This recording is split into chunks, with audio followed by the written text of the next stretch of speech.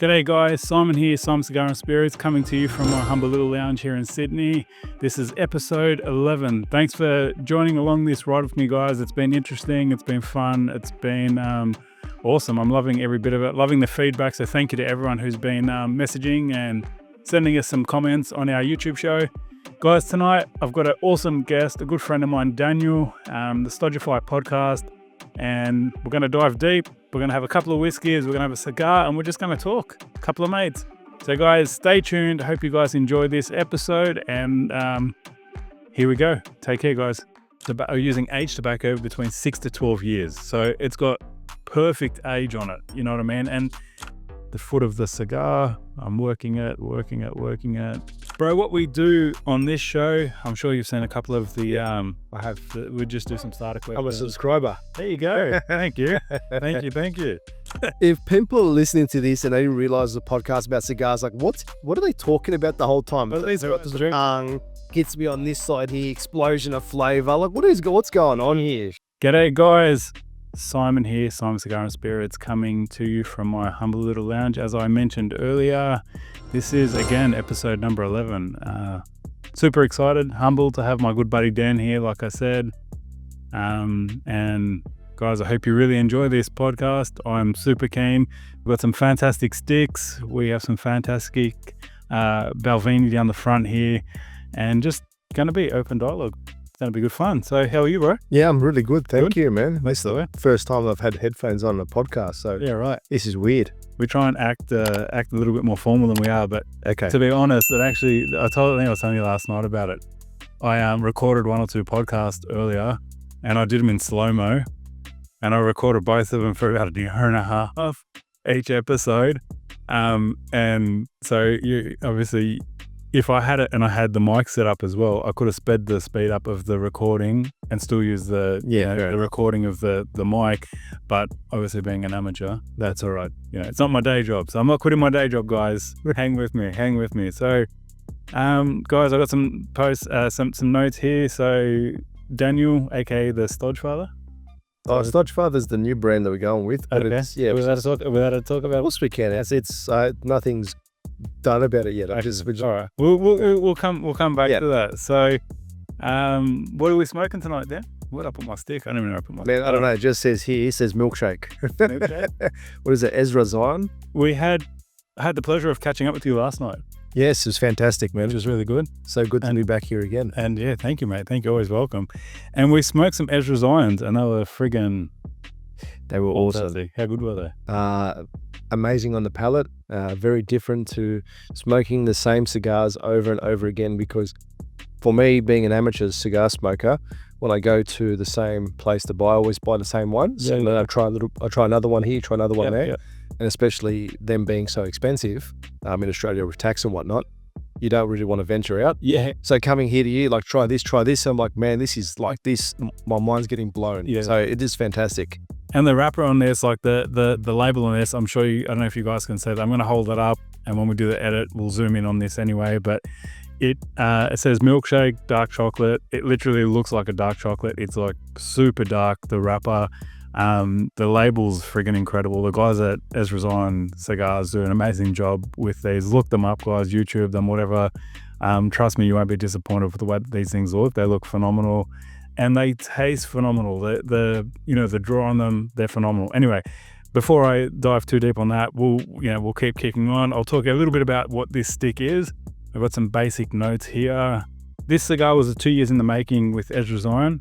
So they were blending this and mucking around with it for a whole bunch of time. Pretty much I say, believe me when I tell you, this dark chocolate milkshake will take you to a place of your top shelf of your cigar humidor. Dark chocolate milkshake was scheduled to be full Ezra Zion release. We only had enough tobacco for 370 cigars. Oh my God. So 370 cigars, that's like literally 370 cigars is worldwide consumption. That's it. So that's like 37 boxes of 10 count. Yeah. That's fucking insane. That is. That's crazy. You can't get them again after. No, that's it. Like once they're done, they're done. So every time you smoke an Ezra Zion, you're like, literally, I'm like, fuck, I'm so excited, because like, you just don't know if you ever get that again. It's the cult following, like they're saying before. Excellent marketing. It's but crazy. I mean, like the shape, the feeling is the same as the ones we had last night. Yep. And I can't wait to smoke this one. And if it hits, which I'm sure it will, mate, you've got another customer in me. Mate, this So I'll be is hitting him up. super excited. So this is a Toro. It's a 6x50, wrapped in an oily 10-year-old aged San Andreas Maduro wrapper, which 100% you can tell it's like the thing's almost midnight black. It's like dark as.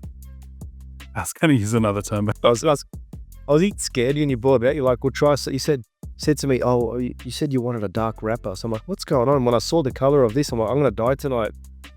Like, we'll take care of you. All right, gentle. We'll be gentle. So the binder and filler tobaccos remain a secret. They haven't told us what it is. It's a full-bodied stick, medium to full strength. So hopefully you're going to have more flavor as opposed to more nicotine hit. And the beautiful thing about these, and this is what we were talking about last night, these cigars are like very, very mellow.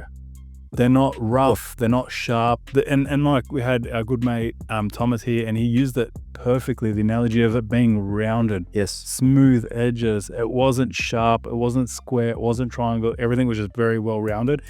And I believe personally that is because of the age that's on these. So these are using aged tobacco between 6 to 12 years. So it's got perfect age on it. You know what I mean? And if anyone hasn't tried an aged cigar, you won't really understand. But those of us who have had the pleasure of being able to enjoy an aged cigar, you understand what it's like to have aged tobacco. It just, as Thomas said last night, it's well-rounded. It's soft, it's subtle. There's no sharp edges. It's just very, very pleasurable. So despite it being a strong stick, yeah. it will still be very smooth. So Can I ask a question, please? Sure. So in relation to, because I'm new to cigars, so in the whole grand scheme of things, are they all aged cigars, or is there like just a select few levels out there? all different, man. So some people will state that, they age tobacco for 3 to 6 months. Some people will just farm roll where they'll like produce it, pump it out a couple of weeks later. Okay. Other people will hold it for 1 or 2 years. Some people, like this. So they may have purchased this tobacco being 6 to 12 years old. I don't think they would have made the cigars and stored them away. They would have purchased the tobacco being 6 to 12 years old and then made it and then probably stored it away again for another 6 to 12 months themselves and then released the stick. That's crazy. Yeah. So the people that are making those cigars, they like 6 to 12 years. So there's only, you can only do a certain amount of those in your absolutely, 100%. Well, I mean, you think like that these guys would be purchasing tobacco. I'm not entirely sure. I'll just say like Placencia or Oliva, some of those big families would have barns, man, like full. Yeah. Like, and I'm talking barns, like thousands of square meters inside, storing like millions and millions and millions of dollars worth of, tobacco. So massive. So, there'd be shit that they would stumble across. Like, oh shit, we forgot that was there. Yeah. You know what I mean? That's very interesting. Right. So that's why this is very boutique. Yeah. So these guys ultimately base their business off purchasing high-end aged tobacco, producing small numbers, and then doing releases very often. So like I said to you, this is already sold out. So once we smoke this tonight, that's it. I'm on it. We'll never see this. I'm on it, man. This is fantastic. Let's get stuck into it, bro. So there's a few more notes here saying dark chocolate, heavy cream, cinnamon stick, vanilla bean, black pepper, cashews, fucking fruit salad. Who knows what else they've said in the first. Bloody hell, I don't know what these guys come up with when they're doing flavor notes or profile notes. So the second third, milk chocolate, white chocolate. I was going to say, what isn't milk chocolate and white chocolate the same thing, but it's not. Buttercream, candied cashews, brown. So I'm assuming we're going to get some very sweetness. So brown sugar, black pepper again. So it's going to have a bit of a spice to it. Black cocoa, nutmeg, chocolate cake. Really? Okay. Raw honey. Allspice. So let's see if I pick up any of this. I'm just going to smoke. Taste like tobacco. So, bro, my good mate Manu came on. He did a podcast with me a couple of weeks ago. He said, look for that one profile. So we've just rattled off 10 different flavors. Just look for one. Look for one and identify it. I'll look for something sweet. So that's it. Yeah, that's it. And then when you say sweet, okay, say, is it sugar? Is it honey? Is it artificial sweetener? Like, what's that sweetness? So that's when you can really start honing in on your flavor. So you start really thinking about it. But for the most part, let's get this lit. Yeah, definitely. Okay, yeah. And tuck into it. I'm actually salivating a bit, man. There we go. Let's do it, bro. All right. Balvenie Caribbean card. Well, let's try the Caribbean one, definitely. I'm assuming that this is going to be a little bit. Captain Jack Black. This will be a little bit sweeter. This will be a little bit sweeter, so it might actually tie in better with the sweetness that we're looking for with this cigar. So, listening to your etiquette podcast last that you did with the trio. Yep. So they said don't leak your cigar or don't put it to your mouth before you clip it. Fair enough. I listened to that, and so now that I've clipped it and I'm just drawing on it. It's very light. It's literally actually it's very light. That's all I can get from it at the moment. Look at me like a connoisseur. There you go. And give it a V cut too. Trusty V. Trusty Vic, my wife. There we go. Oh, that's a delicious whiskey, man. That's fantastic. Let's give this a dry draw.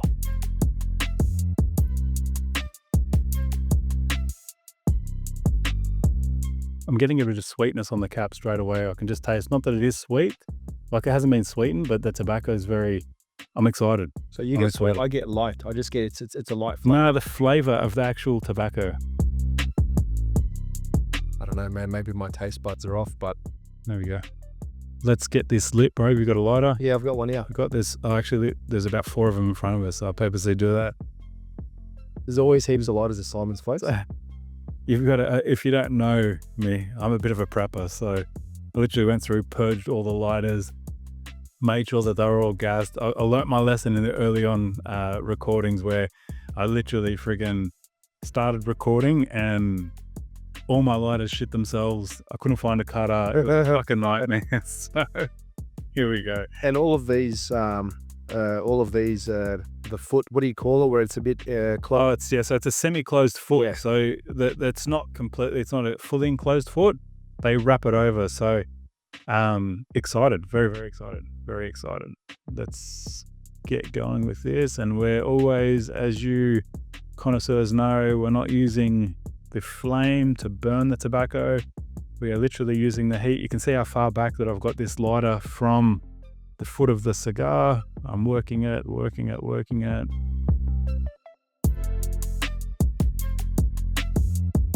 on the foot just to make sure.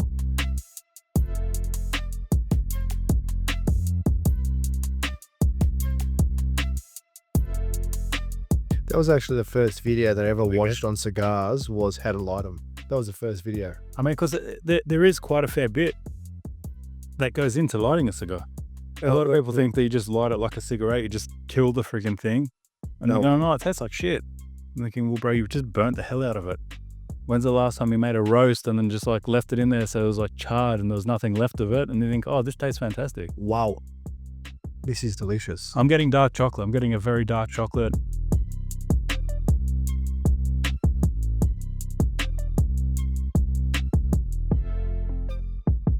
I don't know what I'm getting. I'm just getting a beautiful flavor. And peppery. You can get that little bit of it. Do you get a bit of a tickle in the back of your nose when you're puffing on it? No. I don't know. That's yeah, okay. Let's see. Maybe do I need to cleanse my palate? We had a coffee before. Let me just, I'll get into this and see. This. And like the one last night, it was so funny because the one that we smoked last night, and take this with a grain of salt, guys, because I literally said to the boys, I said, this is very, very, it was very sort of just neutral, had nothing to it. And that was up until probably the first inch. And then after the first inch, the cigar literally just opened up the flavor. And I was like, what the hell? This is like a completely different stick. So yeah, I've learned to shut my mouth, smoke the first bit, just enjoy the smoking and the process, not try and look for friggin' Amazonian stone fruits and no, sorry about that. Organic pears and peaches. But you said something very good last night as well, and that's what I'm noticing with really well-made cigars is the transition from one flavor to the next, and the whole time it's a journey. Yeah. It's a very smooth ride, where some of the not so much premium ones are very harsh. And they're just very, what's the word I'm looking for? I'm having a... Turbulent. No, not even turbulent. They're just very linear. They're just like that one from start to finish. And like, I mean, sometimes that's just it, like whatever, it is what it is. But sometimes you want that little bit of spice, and that's what I experienced that last night with. Wow. So there's quite a bit of chocolate in here. Yeah, dark chocolate, like a dark. What I did was I actually opened up my nose a bit, and I got some of the smoke to go up there, so I could actually taste it a bit more. So I don't know if I'm doing retrohale. Yeah, retrohale, man. So they reckon you've got more taste receptors in your nose than you do in your mouth. That's why you can actually smell an orange and know it's an orange before you taste it. That's why you can smell an apple or whatever it may be. You know what it is, or cola, whatever it may be. You can smell it and know, oh yeah, that's what that is. You haven't tasted it yet, so you do have taste receptors in your nose. So what I always say to people, especially with a stick like this, that it's going to be a little bit spicy. Blow 3/4 of the smoke out of your mouth, and that last quarter of smoke, blow it out your nose, like retrohale it. All right, I'll give it a go. Maybe if I start coughing and having it. If anything, you'll sneeze. You'll sneeze. I am getting a lot of chocolate now. Yeah. Like I can feel the chocolate, and this is fantastic. So they're true to the name of milkshake dark chocolate. There you go. Let's move right along, brother. Delicious. You've got a drink now. Yeah, we've got our Balvenie Caribbean cast, which is there. We've got a sparkling water. I've got a coffee. I'm going to have to run off to the toilet in a second with all the friggin' hydration and drinks that I've got here. But, bro, what we do on this show, I'm sure you've seen a couple of the, I have, we just do some starter questions. I'm a subscriber. There you go. Thank you. Thank you. So, bro, I'm going to ask you the first one. What's the story behind how you got into the cigars? All right. So, a couple of years ago, so I'm just going to say, where was it? Probably 2019. Yep. I was maybe watching a movie. I was watching a reel on Sopranos, Arnold Schwarzenegger, Sylvester Stallone, and I just kept on saying cigars. I'm like, you know what? I really want to, something just came up, so I really want to give this a go. Like, there's just cigars with all these hard men that I've grown up watching. And so then I started Googling them around and stuff, because I don't like cigarettes. Never did. I said, but let's suss out the cigars. So I started Googling around, and I found some places that we could order them from. And I just bit the bullet. I just paid a couple $100. I couldn't believe how expensive they were. Yeah. But I said, all right, I'm going to commit to this. I've got a clipper, got a lighter, all these things, and I just ordered them. And then that's pretty much there. So it's just something perked in my mind by all these action hero superstars growing up. Like the dudes behind me. Exactly. And that's the thing, saying, all right, let me see what's going on here. And especially with social media now, for a lot of people, that was not so much back at 2019. They weren't smoking that much then. Now that there's a lot of people like hard men smoking cigars on social media influencers now. But back then, you see a couple of clips here and there. And I was like, you know what, let's give this a go, man. So it's just purely just an opportunity, and just wanted to try something out. And how are you finding the journey? Oh, amazing. I'll never stop. I will never. That's like a tongue-in-cheek question, because we had a deep conversation about that last night. Yeah. No, but for the people that are watching this now that weren't here last night, I'm hand on heart never going to stop. Yeah. Unless they stop making them, then I start making them myself, because it is life-changing. Yeah. I mean, for those of you who stumble across this podcast, like, you don't have to go buy an expensive stick to enjoy them. We were talking about this last night. It's about obviously your setting and who you're with and when you're smoking it. But once you start smoking a cigar, you understand personally the journey that you go through. It's like when you start consuming fine whiskey, fine bourbons, even tequila. People would laugh. You say, oh, I drink tequila on the rocks, or tequila neat. Like, what? You drink tequila neat? And I'm like, yeah, no, I do. Again, shit that you get at the bar that you're just smashing it just to get effed up. Was it Patron? Yeah. I bought a bottle of that, and Arnold Schwarzenegger said he gets the whatever the cigar, and he gets whatever the cedar is, and he starts to put it around, and then he dips it in, then he smokes it. And I've done that, and it's delicious. Yeah. And that's what Thomas was doing last night. You smoke them how you want to, but I mean, at the end of the day, when you go, it's like a rabbit hole. When you go down that sort of path of enjoying these finer things in life with like good company, yes, it's a completely different experience. It's no longer about like, I'm almost 40 years old. I've got kids. I'm going to get up tomorrow morning at 4 a.m. or 5 a.m. regardless of how much I drink. And I just understand that I'm not going to be drinking like that anymore. So you want to drink something that's pleasurable, something that's tasty, something that really ticks all the boxes. And it's same with the cigar. You want to find something that's tasty, that ticks all the boxes, and that you're really enjoying. Like last night, we had some rare bourbon. Was it rum? Yeah, was it bourbon or rum? Bourbon. It was. I said it was perfection. That one drink.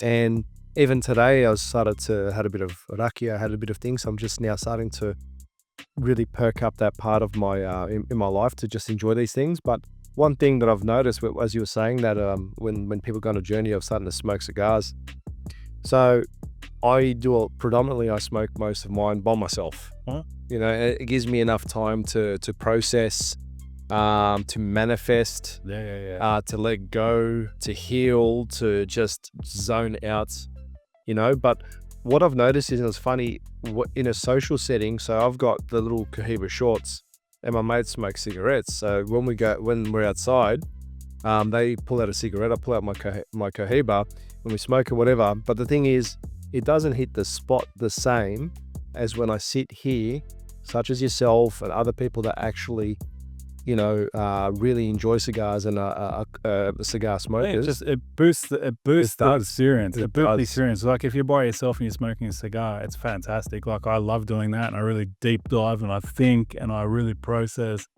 and I absolutely enjoy it too. But on the flip side to that, I equally love just as much to sit down with a few of the boys. Yep. In a really good setting. I'm extremely blessed to have this place to be able to sit back and enjoy a cigar with. Within, especially like now when we're sort of edging towards winter and stuff like that, you get the smoke inside and it's nice and warm, you know what I mean? We're not having to freeze our asses off outside. And it just really boosts the experience. So it does. But also what we noticed was, especially like for myself last night, even bringing young Nick here, is the way the conversation goes and the amount of respect that people pay. It's like you're having, I guess, in a very loose way, like a powwow. Like whoever holds, like you're holding cigars is like a law in the room. So you're not gonna argue or shout because you ruin the moment. Yeah. So you'll be respectful and you'll have honest conversations, intellectual conversations, even emotional conversations. Yeah. Like we had a religious conversation last night. Absolutely, 100%. And we're going up and down the paths all around, talking about everything. Crazy. And but the thing is, the binder was the cigar. Yeah. And also a very good bourbon. But it is like having a parent in the room to make sure that everyone's following and just calm. Yeah. It's so funny because I spoke to my dad earlier on the day, so that we're going to have that catch up last night.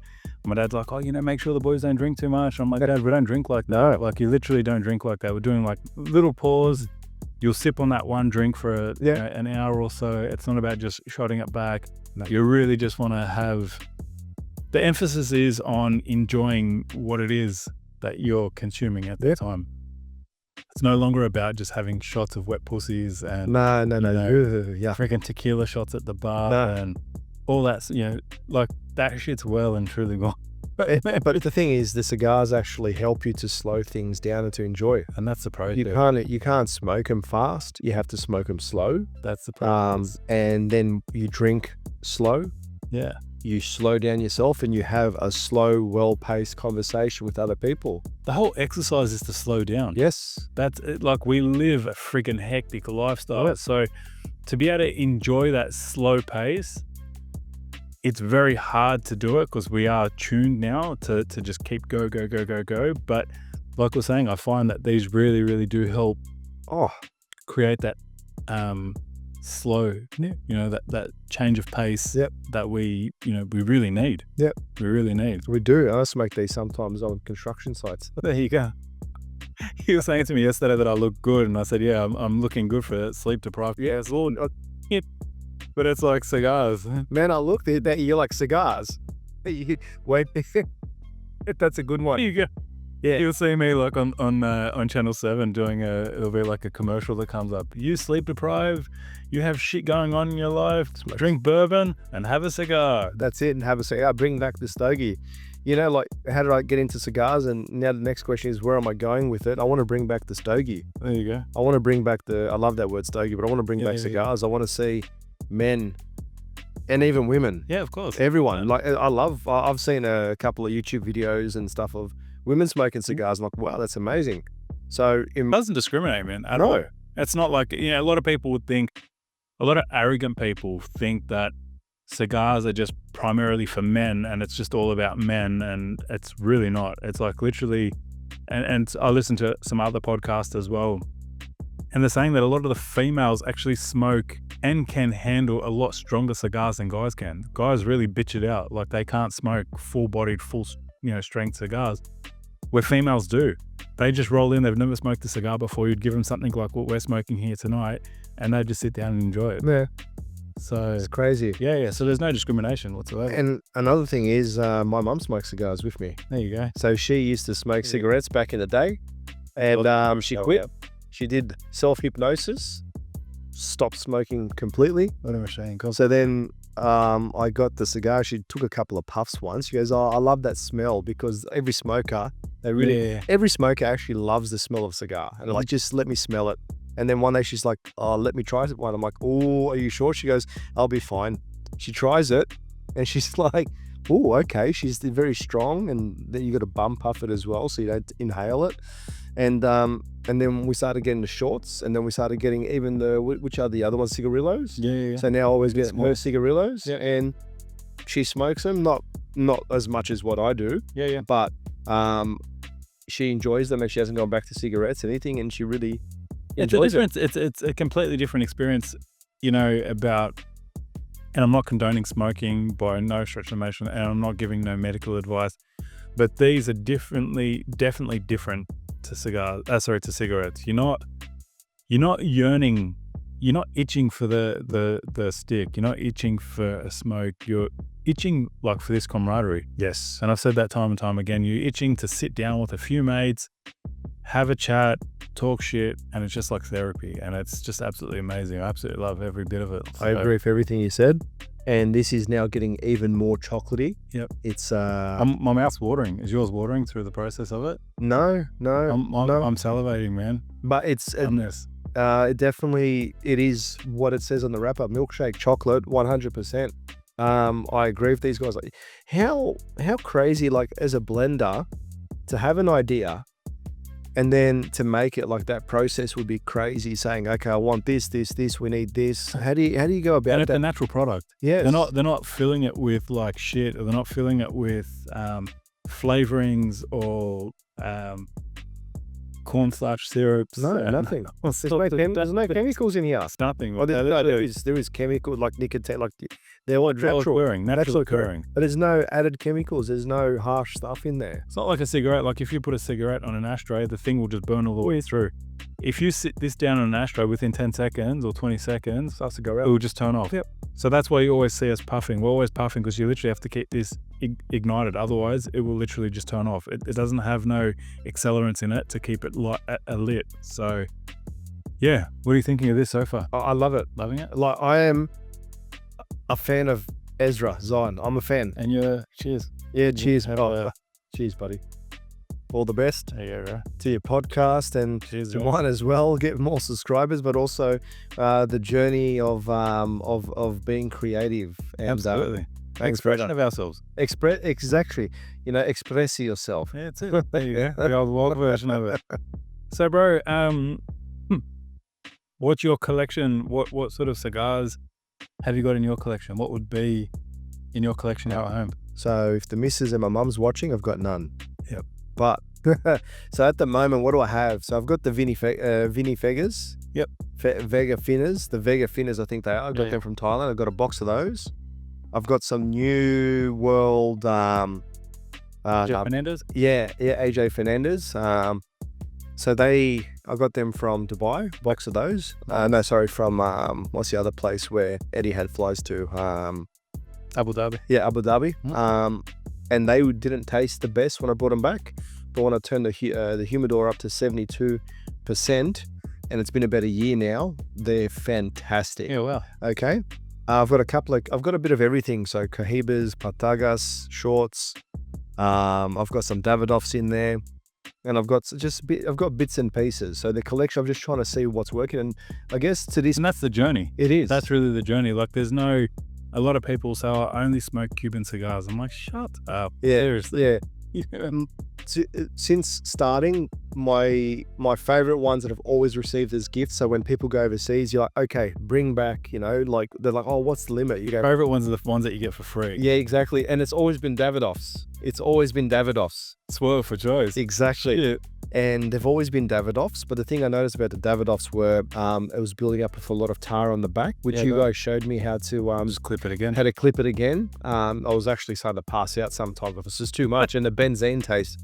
So it's Davidoffs, and I really enjoy Monte Cristos. Yeah, Monte Cristo. Those ones. Then I've got a couple of Hoyers, H. Upman. Yeah. So I've got a nice collection of all different ones. Yeah, nice.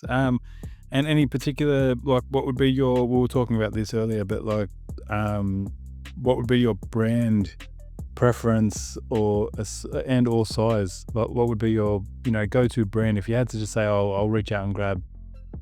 I've had a shit day. I'm just going to walk to the fridge or the humidor. I know if I just grab a Fuente 898, I'm going to be satisfied with it. Like, is it a H. Upman half Corona? Is it a Cohiba short? Cohiba short. I think you really like Cohiba short. I love Cohiba shorts, but then I love the Trinidad shorts and love Monte Cristo shorts. Yeah, I love all the shorts. So that size and that sort of make. Yes. They're super, super tasty, man. Like, they're fantastic. And they are super primo. So obviously they're a machine rolled stick, but they're essentially all the offcuts of the super premiums, larger Vitola cigars. So the Robustos and the Toros and Churchills and whatever else that the Habanos make. To this point now, if I had enough of them, I really love what do you call them? So the Monte Cristos or the H. Upman, but the ones that are this big. I'll take Edmundo. Yeah, something like that. Around that's the one that I would love to smoke. Yep. And those are the ones that I get called for, so I've got to buy more of those. Mm-hmm. But I usually just the shorts. The shorts are just such a good any time of the day stick. Oh, they're all day, every day. Literally pick it up, grab it, smoke it, and I'm glad that they made the wide short now, so the next size up from the short. I haven't tried those ones yet, so that might be a bit dangerous for me. Yeah, they're like literally, they probably give you about another 5 or 10 minutes. Oh my god, of smoking experience. Man, I think my ex manager at work used to get the shits watching me smoke cigars at the back of my ute there. Such a power move. And a region or a Nicaragua. I don't, for whatever reason, Nicaragua has always I've always enjoyed that region. That region, and that started from when I was watching Joe Rogan podcasts, and you'd see Foundation Cigars. So obviously, New World, Nicaragua, you can't go, like they're not getting from Cuba. Yep. So Nicaragua was always there, and then you got the other countries around it. But it was always anything I saw Nicaragua was always really nice. I'd really enjoy. And I think they're the biggest producers of cigars now. That country, literally, I was watching Nick Perdomo the other day, and he on YouTube show, and he was actually saying that they dwarf any other country in the world for production now of cigars. So obviously they got such fertile and amazing diets. Yeah. No, they've got a very fertile soil, and they've always been very lovely tasting cigars. Actually, you know what? I want to go back to like which cigar is always, actually, now that I'm thinking about it, it's Foundation Cigars. So I was always trying to get those ones, and they're the ones that always hit home for me. And they're sort of similar to what Ezra Zion do, which is they make different types, different releases, but they also have consistent ones. Yeah. So have you had the Onlek? No, I haven't. Aztec sort of that orange band. I was looking for that. They're sick, bro. So I've had the Wise Man Maduro. I've had a couple of the other ones. Tabernacles. Yeah, Tabernacle. And sometimes they just hit so well and so hard. But the Omlek is the one that I actually want to see if we can find some for the definitely see, because I really like what he's doing in the Foundation Cigar. And his name is Nick. Yeah, Nick something. Nick. It'll come to me anyway. I'm actually going to try and get him on the show. Oh, God bless you, man. I'm going to try and get him on the show. Does fantastic work. Yeah. I don't think it'll Hopefully he sees this and goes, oh man, those two Aussie girls are talking about me. Let's jump on the show. And he's a full container. No, he's a full container of cigars, boys.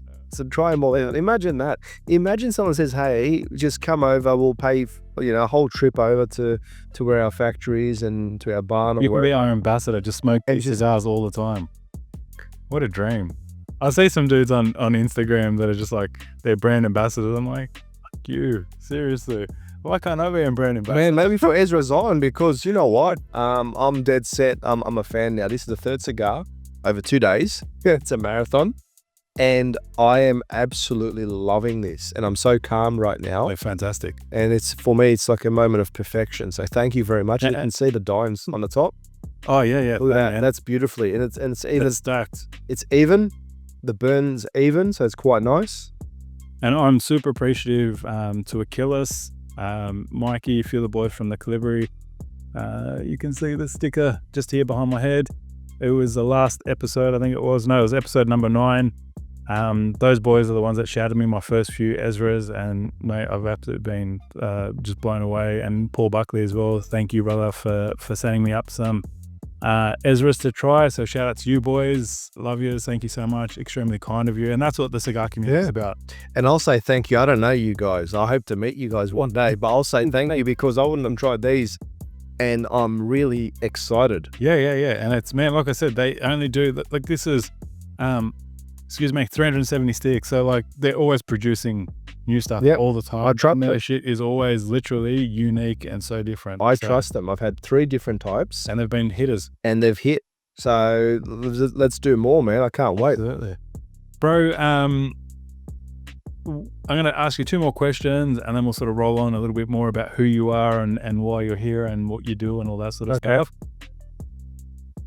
First one's going to lead into the second one. So, all right. What would be your desert island drink or your desert island cigar if you could only reach for one and take one of each of those with you? So it doesn't have to be an alcohol, like it doesn't have to be a drink. If you just want to say cigar, what would be your desert island cigar? Okay, so go back to drink. It's got to be water, yeah? It's got to be water. Like, really? Yeah, I don't know, man. Like, do I have water? Yeah. Let's say I've got water there. You know what it'd be? If I'm on a desert island, I'm going to be like coconut, like fuck spiced rum. That's exactly, I was exactly going to say that. I'm going to be Captain Jack Sparrow and I'm going to have spiced rum. Spiced rum? I'd say spiced rum. I'd Kraken. There you go. I'd have the Kraken. I love that brand. And cigars. Whatever pairs well with spiced rum. I reckon this would pair well. Yeah. I would have to, like... Something Ezra. I'd have to say something, something Shit, Ezra. Ezra. I would trust it. So far, I would trust it. Like you can go, Cohiba Behike. You can go Opus X. And I was saying that I was thinking to myself on the drive here when you asked that question to George and he said his one. I was like, I don't even know what that cigar is. But I was thinking Opus, but I'm actually just this year. You know why? Because it's a limited edition. So there's always going to be new cigars coming through. Yeah. So when the courier comes past in the boat, it's not the same cigar. It's going to be a different one. There you go, mate. There you go. Beautiful. There's something Ezra. It's not a bad choice. Absolutely. I definitely would have to agree with you with that pairing. I've got some coconut water there, so maybe we'll tuck into some coconut water. Coconut water, everything, man. There you go. Coconut water and some friggin' spiced rum. I've got a really nice whiff of chocolate just then on the back of the palate on the left-hand side. And when you're smoking cigars, well, what I'm starting to understand from what you boys are saying and talking about is you can taste different parts in different sections of your mouth. So when you're actually really paying attention, it's very interesting. Yeah. Very interesting. That's funny. I was saying last night, the boy probably looked at me like I was a friggin' Fruit Loop, but I'm saying like the V of my palate, I could taste like honey. There's like a sweetness just sitting in that one strip in the middle of my tongue. They're looking at me going, probably bedtime for you, mate. Yeah, no, it's all... I'm like, no, bro, I mean, serious. He has some salted nuts. And I'm like, I can still taste it. So, bro, you, and that's our desert island question. And talking about desert islands, well, it's not really a desert island or a remote island, but you're in Thailand recently. Yes. How was that? It was fantastic, man. I love Thailand. Yeah? I go for the weather. Yeah, nice. No, I got complained the whole time you were there. It was where we went there, it was meant to be storming and raining. But for whatever reason, God heard our prayers or my prayers and it cleared up. But there was intense lightning and thunderstorms a couple of nights and it was just so illuminating, pun intended, but it was just because I'm a very deeply spiritual person. So I look at these things as signs and I'm going through a big change in my life at the moment. Yeah, nice. And seeing this, I was like, this is added, this is my power, this is my energy, this is great for me. But Thailand in itself it's a country that understands the world dynamic and is sort of caters to everybody. Yeah, So they do it very smartly. It's a great tourist place. It's great people, great food, lots to do, and just you can go. And it's a deeply spiritual place, man. So look, a lot of heart opening happened because we went with the podcast crew, Nick, myself, Daniel Biazzi, and then Mario Bekesh as well. So everyone's got their own podcast. Yeah, nice. Went there, did some content, and we had a great time, man. That's sick, bro. Any highlight, any sort of standout part of the trip other than food poisoning? Oh, I got food poisoning. Highlight of the trip was right at the end, the last full day that we had on the Friday. We were going out on the Saturday. We went to a beach called Freedom Beach. Yeah, okay. Right at the end, and the boys went before me, and I went after them in a tuk-tuk, and it was about 100-meter walk down, so it was an intense walk. And then just getting to that beach was just phenomenal. The water was magnificent. People from the Caribbean were there. We were talking to them. They're playing kick with the ball. Everyone's just loving life. And it just really put a lot of things into perspective. Yeah, it always does, eh? And I was like, fuck, what am I doing? Placing concrete every single day, stressing, getting angry, and not living my life. And now I'm here on a beach smoking a beautiful cigar, enjoying myself, and I'm like, I am free. Yeah, yeah. And it was just something clicked in my mind. So I am free. You have those experiences. Yeah. And they're like, I was saying to you yesterday about like that light bulb moment. Yeah. You have these light bulb moments and you're just saying, shit, man. It's just like almost like an outer body experience where you're looking from the outside and going, why am I stressing about that shit for? Yeah, exactly. Why don't I just change it? Why don't I just change it? You can, but when I can start changing things, like when I came that night to see you before I went to Thailand, and we had the Opus cigar here, and in my mind, I can change, I can do whatever I want in my life. Yeah. And also while in Thailand, I had mushrooms, and they really helped me to process a lot of stuff. That was probably another highlight. Got food poisoning, but also From the mushrooms or from the food? Nah, from the food, man. But I've never. He's gonna say the food is probably the freaking mushrooms. I've never laughed. I've had the time of my life with all of us together. We're all in it together, and it was so intense. It was so intense. It took about 2 grams each, I think. There's no scale, so you don't know. And we went through that night, and a lot of things happened. A lot of stuff came out. It was intense. There's just No pun intended, like someone came out of the closet or anything like that? no. I don't think anyone came out of the closet. People like. A lot of healing took place because that's what mushrooms are for. It's for healing. Yeah, absolutely. And everyone found something that they were looking for, I guess. So we're just laughing because last night we were talking about the mushrooms. Yeah. And I said to Thomas, I said, oh yeah, I just ordered 100 mils of. I said, they're really good for your immune system. He's like, what mushrooms are you talking Exactly about? what mushrooms you're talking about. But mushrooms are like, in a way, you'll take them once and then you'll know when you need to take them again if you ever do. Yeah, it's not addictive. I don't think you can get addicted to them. Mm-hmm. It will take you on a journey, it'll show you, and then you'll feel when the next time is right to go back on them again if you need to, and how much to take, and they guide you through there. For me, I don't believe that they're from this planet. I think there's been studies done like when they test them, they're not from here. Spores, yeah, right. Yep. So that was probably the highlight, that in Freedom Beach, man. Yeah. That's sick. And the highlight of being able to smoke, you said a handful of sticks a day. Oh yeah, it was crazy. I loved it. But the thing is, we don't have that luxury here. No. You wake up in the morning, I have a coffee. Yeah, it's fucking very stressed, man. You wake up and you're stressed and you're like, fuck, I can't smoke. I've got to go to work. I've got to go, geez, this person's got a problem with me. The missus is upset over there. There's my family issues over there. Just wake up, have a coffee and smoke a cigar. That's it, mate. Just let the day and then where we going here, we're going there, all right? Another one. Biggest issue is trying to work out what you're going to eat. Exactly, but if I had a couple of these Ezras there, so you can break up, because I was smoking the same ones over and over again. It does get a bit boring. Repetitive, yeah. Repetitive, the same flavor the whole time. But yeah, these are beautiful. Like, they are. I'm not just saying it because this is what we're smoking, but I'm absolutely delighted with this stick. It's absolutely gorgeous. It's tasty. It's so different because the ones that we had last night were very sort of oily and very smooth. This is very like rough to feel. It's like very sandpapery. It's very dull, doesn't show, but it's still equally as tasty. I thought you were talking about the flavor profile. I was like, wait a second, I disagree with you. But for the outside, yes, I agree. Looking at the stick, you're like, oh, this is a mysterious. Yeah. It's still very tame. Yes, smoking it has been, this actually, I prefer this one to the other two. Yeah. This is still very tame. Yeah. And it's good because I'm probably an inch in or just over an inch in now. And it wasn't until I got to this point last night where it really started opening up. I started getting a lot of different flavors and profiles out of it. Now the chocolate is actually starting to get a bit nutty. Yeah. At this point. So what am I? I'm just probably close to halfway. We're just measuring right now. Lucky we're not at the trough. Yeah.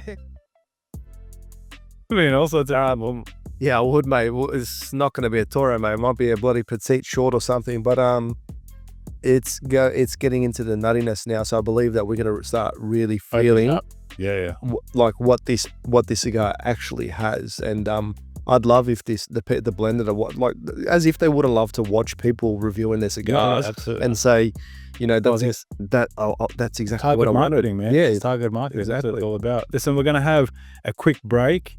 We'll get some hydrations, we'll get some waters, we'll get some bits and pieces. Yeah, we need that. And then we'll be right back with you guys to learn a little bit more about Daniel, about what he's doing, about his podcast, and so on and so forth. So guys, hang tight. We'll be right back with you guys. Thanks for that, guys. Thanks for tuning with us, or staying with us, I should say. Which had to get a drink and introduce another friend of ours who's just sitting out of screen. So he's joining us from the audience. Yes. So there you go. A live audience, yeah. I've got a live audience. Here we go. So where we're at, we're saying that. So now we want to learn a little bit about who you are, bro. I want to learn. And your podcast and where you're heading with it. And I know you do some YouTube food reviews. Yep. So tell us a little bit about who you are and the name of your podcast. And all right, the floor is yours, as they say. So my podcast is called Stojafy, Stojafy. I got that nickname through work. There's another master at work that met me and called me because my surname is Stojchevsky, so not many people can say that, so they call me Stodger. And so I just decided one day I've wanted to create a podcast for many years. Yep.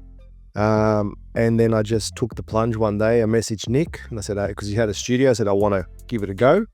And then from there, it went and started finding guests, asking them, having conversations. And then from the podcast, like the main thing that I'm getting down to is just learning about people. Yeah. Like just get a story. Like, what's your story? And then tell me about it and let's talk about it. And I've had all different types of people.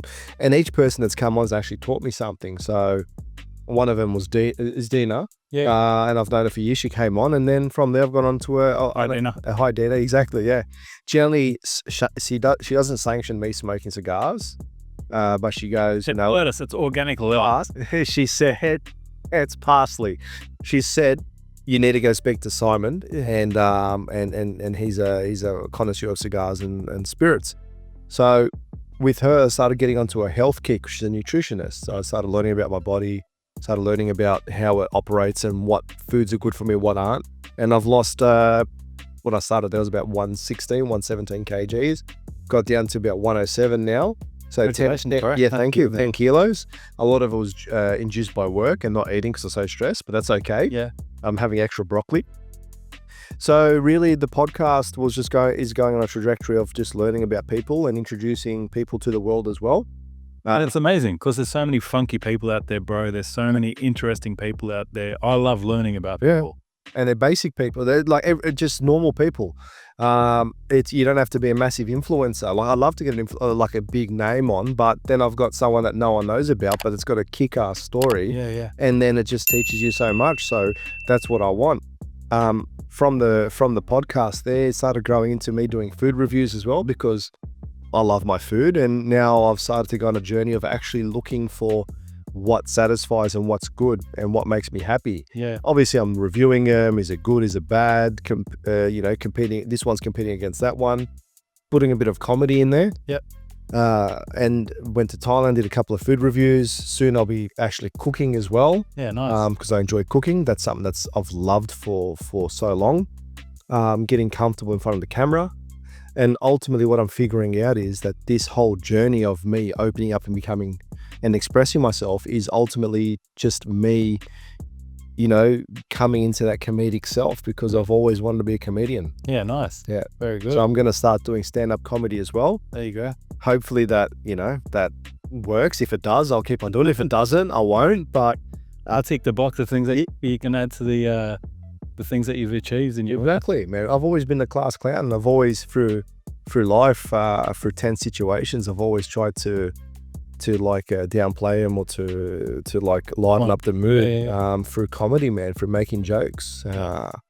So that's ultimately what I'm saying is what is there is just I need to do something. I need to express myself.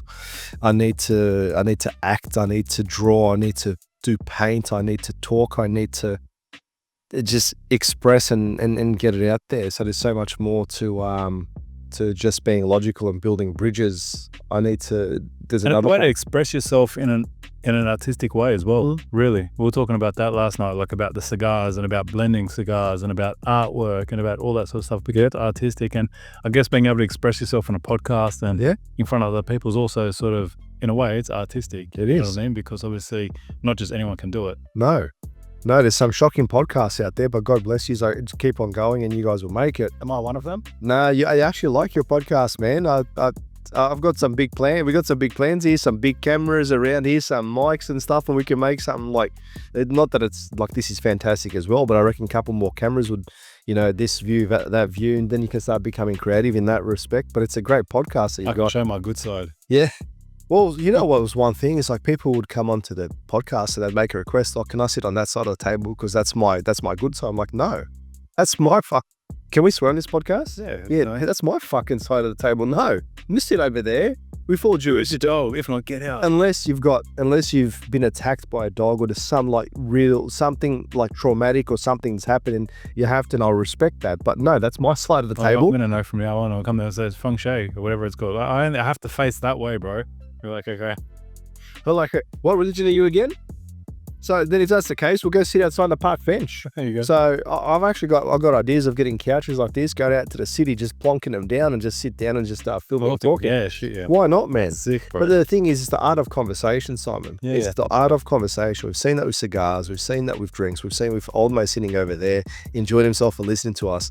It's the art of conversation, speaking, verbalizing and expressing. And that's ultimately, it's getting lost, man, especially the youth, bro. And it's so funny, we were talking about, I was went to look at a job yesterday and was saying, like, off the back of COVID, a lot of the youth have been damaged from being locked up. And I personally said, when I was having the conversation, is that as Aussies, we're really outdoorsy sort of people. Yes. So when you're told to lock down and you can't go anywhere, you can't do anything, I think that sort of can really harm you. Yes. Because we are all about being outside, being out in the sun, kicking a ball around. So when you're then told to stay inside for friggin' months and months and months, that can definitely damage you as a person. It can. It can. Not seeing the sun, not seeing the fresh air, not being out in the grass, and obviously experiencing all the beautiful nature around us, they can really, really damage you. All that stuff was all the good stuff for you to do, exactly. To be able to be healthy and to fight off certain viruses and whatever out there. That's all I'm going to say. But it has damaged a lot. And people have lost their way, like, through that process. They were so used to just texting or emailing and messaging, and they've lost that art form of being able to have that conversation. Yeah. Like eye contact. Yeah. Not feeling weird, like, why is he staring in my eyes for? Like, oh, you've got love. These are other things, like how long do you stare at someone when you're talking to them? Yeah. In the eyes, but just until it feels comfortable and then you pull away. But you see a lot of people don't look at you in the eyes. And that's the reality of it nowadays. You see a lot of younger people, man. I had, a big crew of guys that used to work with me. Like the younger guys in their 15, 16s and stuff like that. They could never, ever really hold a conversation. You know what I mean? Because they're so used to being behind a text or a phone call or not ever really having that conversation. So doing this sort of format of being able to speak in front of a camera or speak to someone is something completely different. Man, doing the podcasting, there was a situation at work where I had to, defend myself. I pulled out a mic and a mixer. No. But the thing is, through the conversation, through podcasting, I was able to articulate my story well. And, it's taught me a lot, and it's actually made me a lot more confident. Yeah. But the sad thing is, these youngsters that don't know how to, have conversation, they don't know how to go on dates, they don't know how to, like, I was talking to Nick, I said to him driving home, I said, I don't like these, not that I'm on these dating apps or anything, but if I was, when I was single, if I was to become single, whatever, if I have to go on these dating apps, like, I don't want to, like, what is this? Like swiping here, talking, texting. I want to call, I want to see in person.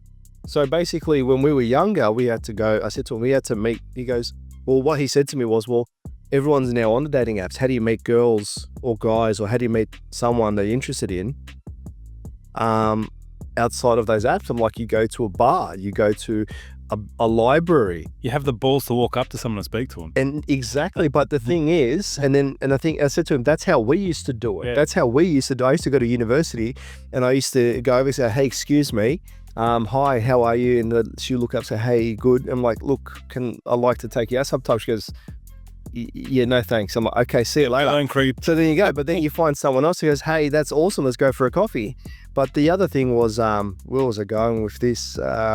Being able to communicate, being yeah. able to walk up to people. Another colleague of mine back in the day told me, he goes, he went back home, he lives out in the country, and he saw this one bird or one girl that he liked that looked nice. So he went over to her and tried to chat her up. She goes, oh, I'm not interested.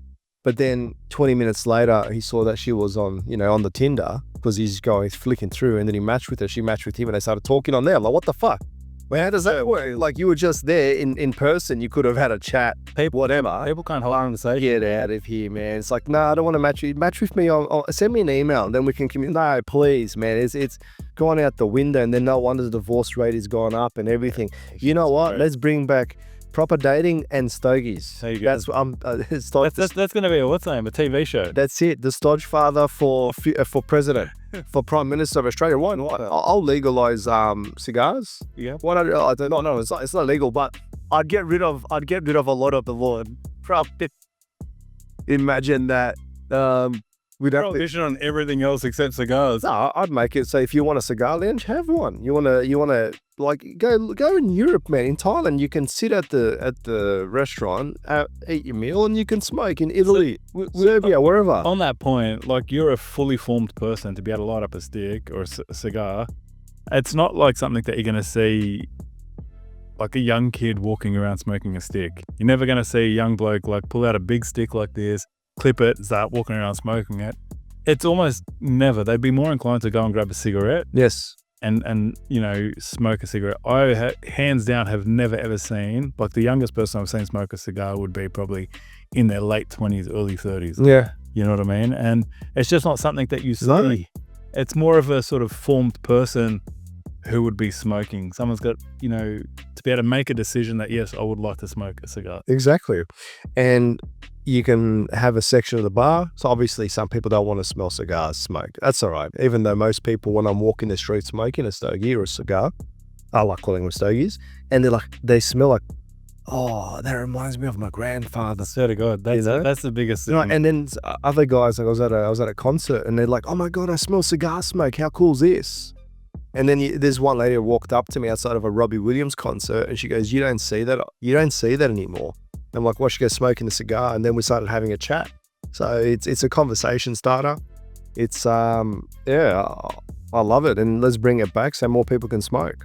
I was sorry. I was just, while you were talking, I was listening to That's fine. what you were saying about obviously smoking at the Robbie. But I got a big hit of like sugarcane on the back of my palate. You know what? It's not on the V of my palate this time. It's on the V. It's on the broader spectrum of palate. It's actually opening up. I don't know if it's sugar cane, but there's definitely something sweet and That's very right for the notes. So I was like, is there sugar cane on it's definitely, and we're smoking in tune with each other, so at the same pace, and I'm coming to that point as well. So it's definitely a tasty stick. So what's the future for, is it the Stodgify podcast? Okay, so still going to be doing podcasting. That's not going to stop. Just now being more selective of who I get on as a guest, because what episode are you up to? Sorry. 30, 31. Okay. It's slowed down now because I was getting quite a few on. Now it's like, okay, what am I trying to do? Who am I trying to get on? And I don't want to force myself to get just anybody on. Yep. Being a bit more selective with that.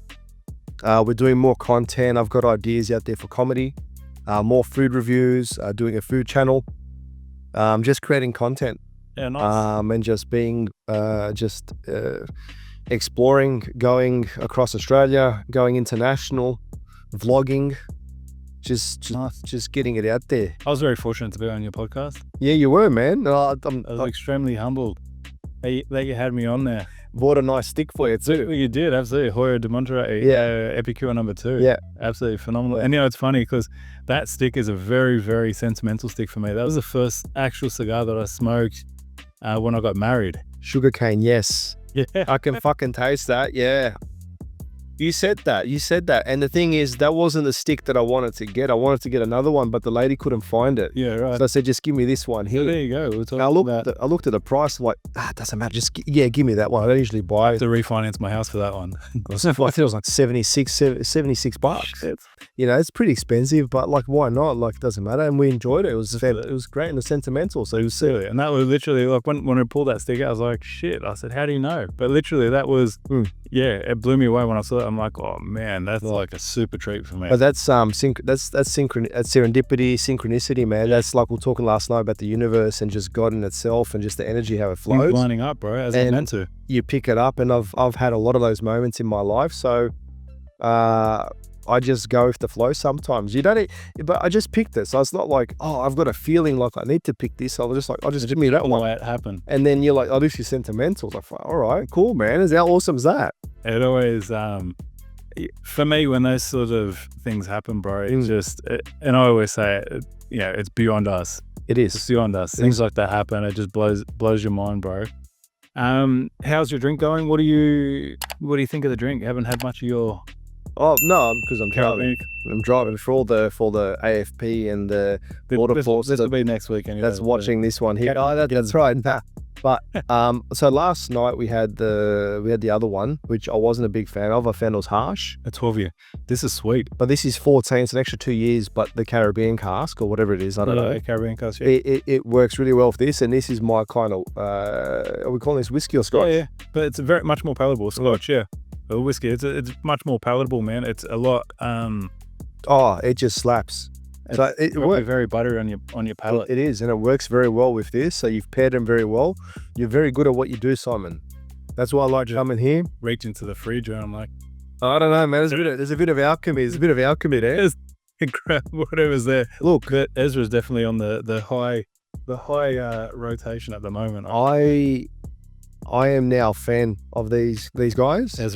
Ezra's, I'm a fan of them. I'm a fan of this. I'm a fan of yours. I'm a fan of yours. Over them, I'm a fan of yours. There you go. But really this, with a spiced rum though, would have just hit so hard. We've got some, I said to you, we've got some coconut water in the fridge. We'll get to that. Get to that one next. Coming back to, just want to say, just for synchronicity and serendipity and the way that flow and manifestation works, like that was a big thing that I wanted to get across in podcasting, or at least in conversation and getting it out there to people.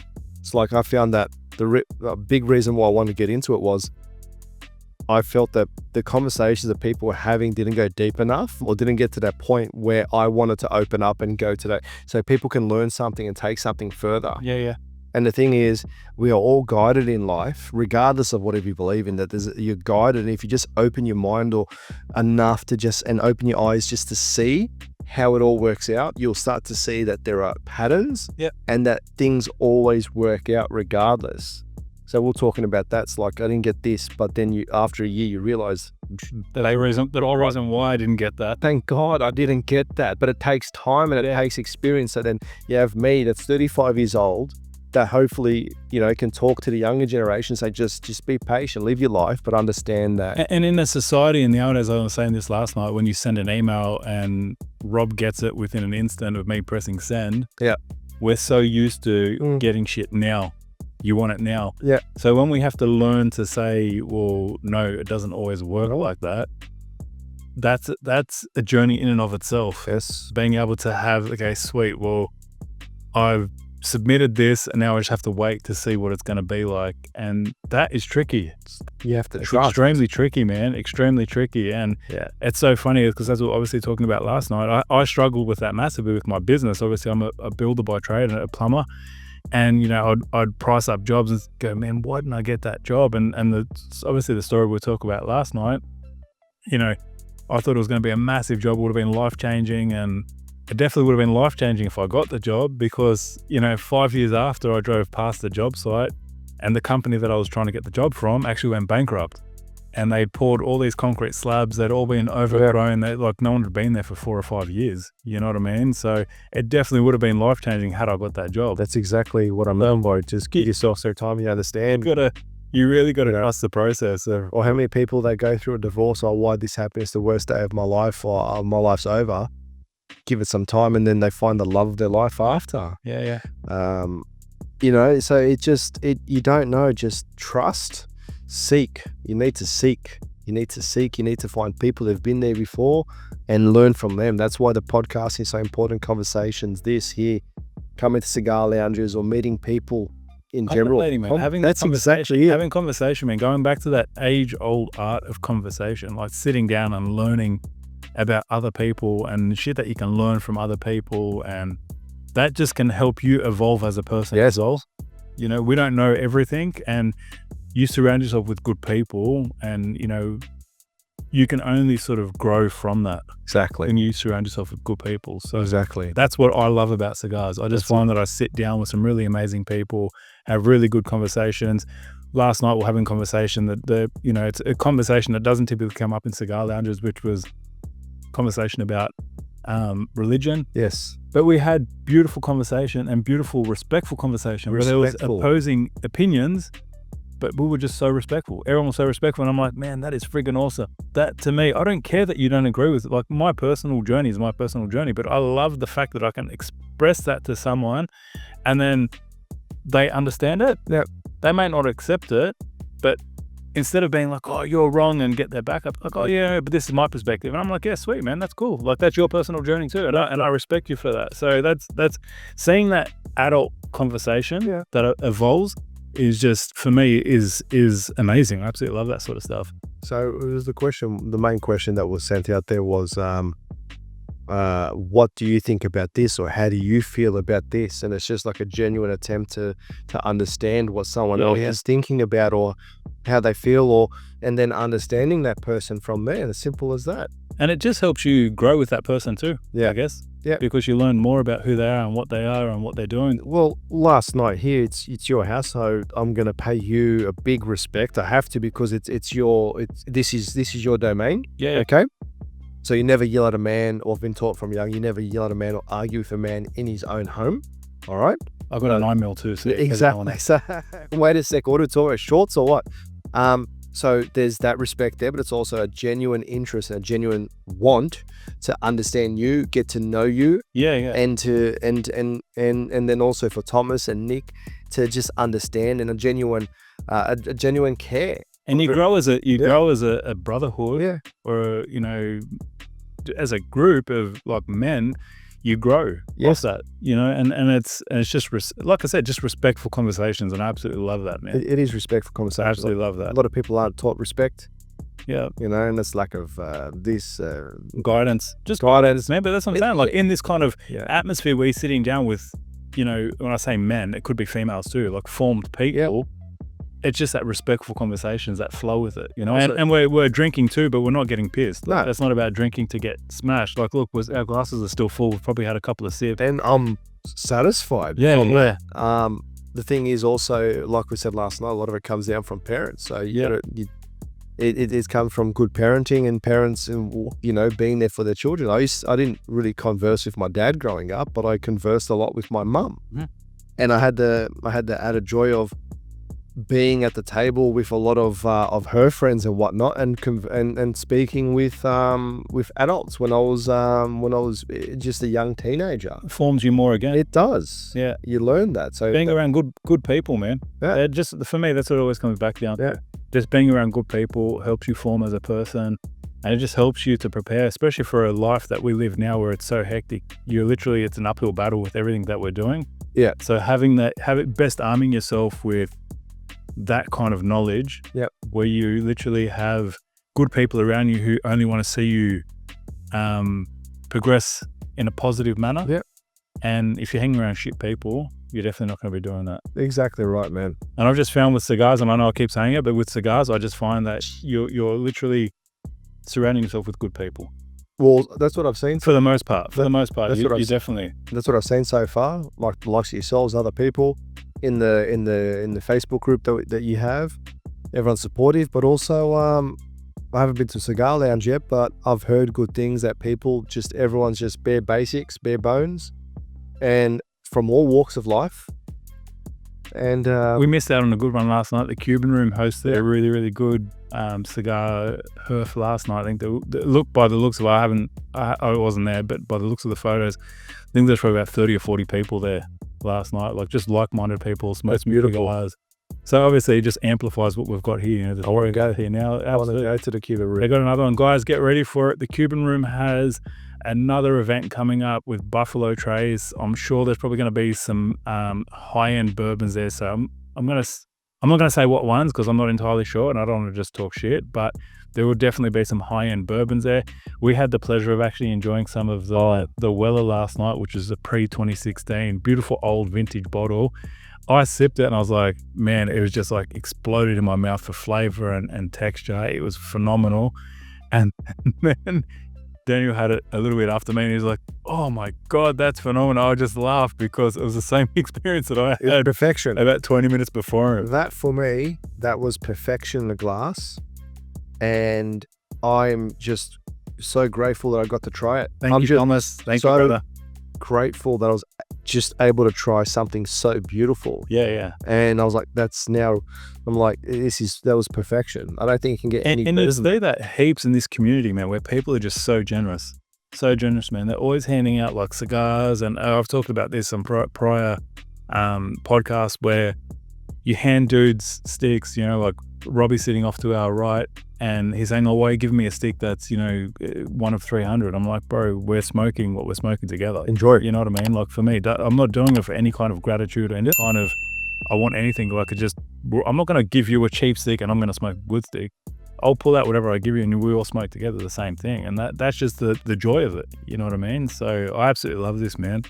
Especially a collection like yours, man, of course. In my collection, I've only got a box. Guys, I've only got a box with about 10 cigars in there. Yeah. So, Vanessa, I know you're watching. Don't spend much on cigars at all. My humidor's got one really good stick and a lot of other ones that aren't so good. So I take the good one and then I give my guests the other ones. I'm like, but you can try this one. Just have one or two puffs.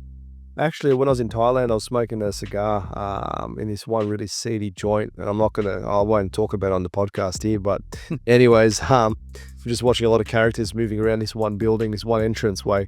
Anyways, met these English backpackers, and there was a chick there, and she smokes as well. She said, "Oh, can I try a cigar?"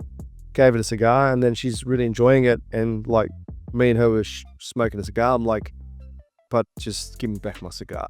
Just like he's smoking a bit too much there. But no, it was all right. I have another one in the bag. I'm funny with that, man. I actually don't like sharing my cigars. I'm weird like that. Yeah. I'm more along the lines that if you want to try my cigar, here's a cigar. Yeah, I got you. Smoke it. Because I don't care. Like for me, it's just a material object. I really don't give two shits about material objects at all. They don't faze me in the slightest. So I'm always happy to give someone a stick. And even like the boys last night, they only smoked, 3/4 of the stick or half a stick. And they're like, oh, we're so sorry. I'm like, man, I don't care at all. Man, if you didn't put him in the ash, I was going to clip him and take him home. No, that's that's just, I don't know, it's just part and parcel of it. You know what I mean? It's good, just a good experience for people. Yeah. And yeah, I enjoy it, man. So. Well, you'll see Nick from that.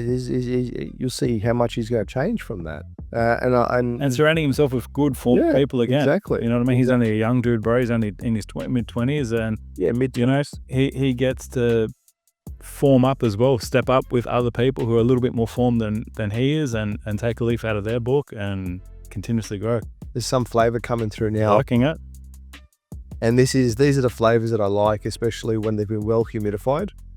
And it's just this one. I don't know what the flavor is, but you're enjoying it. It is. It hits me at the pretty much the top of my mouth.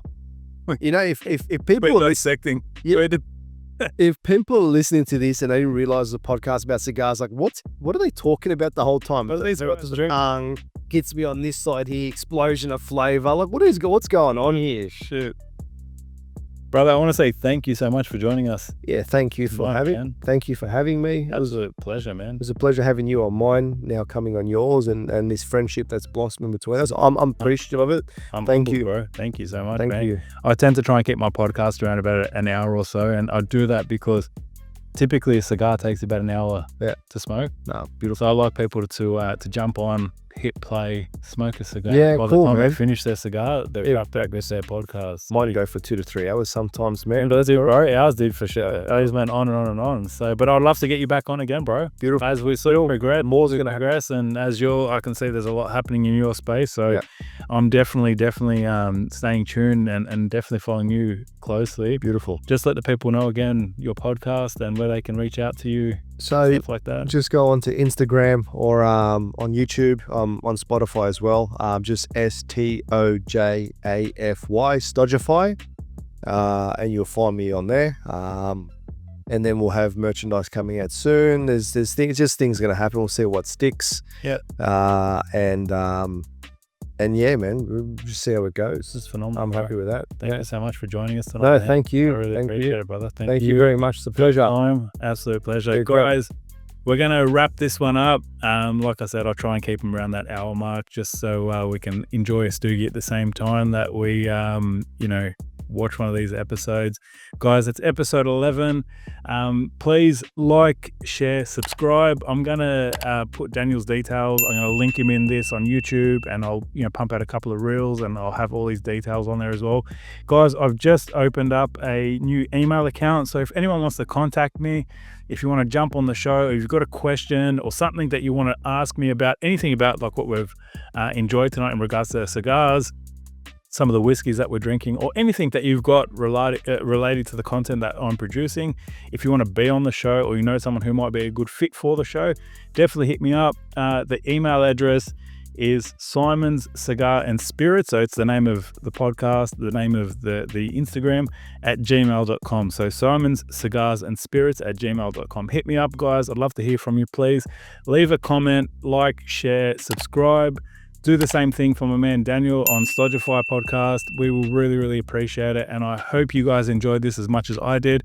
I'm going to get off here now because I really just want to sit back and enjoy this cigar and enjoy my whiskey and just chill. So guys, thank you so much. I hope, again, you really enjoyed this, and I would love to hear from you guys in the comments. Take care, guys. All the best. Bye, Rod.